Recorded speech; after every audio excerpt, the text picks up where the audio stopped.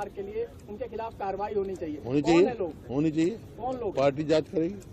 आपको लगता है कोई है हार का जिम्मेवार? मेरे को क्या पता, कोई अगर किसी को होगा शिकायत तो पार्टी में जाएगी, कमेटी बनेगी पार्टी की, पूरी होता है। इसमें तो एक प्रथा है पार्टी। हुड्डा साहब, ये तीसरा चुनाव है जो देखा गया है कि छत्तीसगढ़, मध्य प्रदेश और हरियाणा जीती हुई बाजी आपके हाथ से, कांग्रेस के हाथ से निकल जाती है। क्या आपको क्या लगता है कि इसका अध्ययन होना चाहिए? क्या ये आप लोग भी अध्ययन करो इसका। सर एक आखिरी सवाल सर, इस चुनाव में आप लोग भी अध्ययन करो। सर, इंडिया गठबंधन इस चुनाव में एकजुट नहीं रह पाया। आम आदमी पार्टी के साथ आप लोगों की बातचीत चली, जो बन नहीं पाई बात, समाजवादी पार्टी के साथ गठबंधन की बात नहीं हुई। क्या मानते हैं? ये आपको हमारी बात क्या पता, गठबंधन समाजवादी के साथ कोई बात ही नहीं चली हमारी, ना उन्होंने कहा कभी, ना बात है। पार्टी ने कहा कि अगर अलायंस होता हमारा तो आम आदमी चला था, हमने ऑफर किए थे, लेकिन आपने देखा क्या परफॉर्मेंस क्या थी। उस कमी की वजह से क्या ये परिणाम आया? अरे नहीं, ये क्या अलायंस की बात है, नहीं हमारे वो हुआ। सर इसी से एक जुड़ा, सर इसी से एक मिनट में सीपीएम ने मांगी सीट हमने दे दी। अगर आम आदमी पार्टी भी अपने उसके हिसाब से मांगती, जो ड्यू था उसका हम जरूर देते। हमने तो ऑफर किया था, बस हो हमारी पद। कोई लीडर 6 दिन के लिए प्रचार करने नहीं जाता है, कोई लीडर दिल्ली में बैठ के केवल इंटरव्यू करता है, वो उस तंत्र नहीं, कांग्रेस एकजुट थी।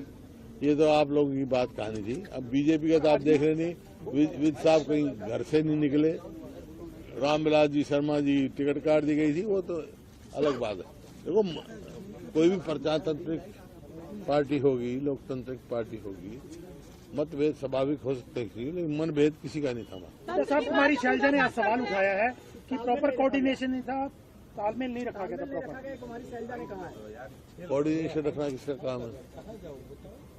सबका काम है कोऑर्डिनेशन। कौन सा कोऑर्डिनेशन का मतलब?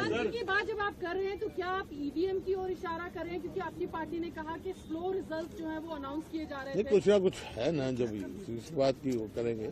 शिकायतें मिली हैं हमारे को कि भाई बैटरी की कहीं 99% बैटरी थी, कहीं 70% थी, सबकी शिकायतें उम्मीदवारों ने दी हैं, तो सारी हम उनका करेंगे। हुड्डा साहब, एक जो बात कही जा रही है एनालिसिस के तौर पे कि जो जाट और नॉन जाट में ये चुनाव बट गया और नॉन जाट वोटों का कंसोलिडेशन, पोलराइजेशन हुआ बीजेपी के पक्ष में, इस पर आप ऐसा कुछ नहीं है। ये आप लोग यहाँ कोई जात पात का नहीं, कांग्रेस की राजनीति है, कांग्रेस की स्पष्ट नीति है, न जात पे न हाथ पे मौल लगेगी हाथ। हुड्डा साहब, अब आपके पास क्या ऑप्शन बचता है? अब तो नतीजे सामने हैं, अब ऑप्शन आपके पास क्या बचता है? क्या करने वाले आगे? आगे क्या करने वाले हैं? प्रजातंत्र है, जहाँ लोगों ने जो फैसला होगा वो स्वीकार करेंगे हम। लेकिन जो है, कहाँ कुछ रही है तंत्र में, कहाँ कुछ हुआ, उसकी जरूर हम। भूपेंद्र सर, ईवीएम को लेकर लोकसभा चुनाव में भी तमाम सवाल खड़े हुए थे। कई सीटों पर मार्जिन को लेकर, वोटों की गिनती को लेकर सवाल हुए थे और उसके लेकर संतुष्टिपूर्ण जवाब नहीं मिला था।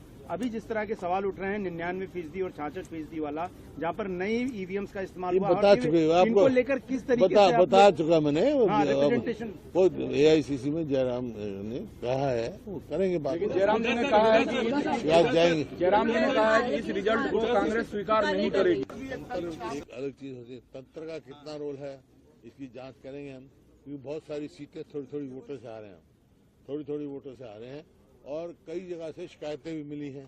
कहीं बैटरी की शिकायत मिली है, कोई मिली है, और जिस प्रकार से लोडिंग हुई है, मतलब डिले वो हुई है, उसके हिसाब से भी है। लेकिन नहीं आओ, वो हमारे जो है एआईसीसी वाले इलेक्शन कमीशन में मिलेंगे, सारी बात कहेंगे, लेकिन इसमें कोई दो राय नहीं। आश्चर्यचकित हुई। क्या बड़ा कारण मानते हैं? आपने एक तंत्र की बात कही, लेकिन एक कांग्रेस के अंदर भी एक तंत्र काम कर रहा है। कोई लीडर 6 दिन के लिए प्रचार करने नहीं जाता है, कोई लीडर दिल्ली में बैठ के केवल इंटरव्यू करता है, वो उस तंत्र। नहीं, कांग्रेस एकजुट थी।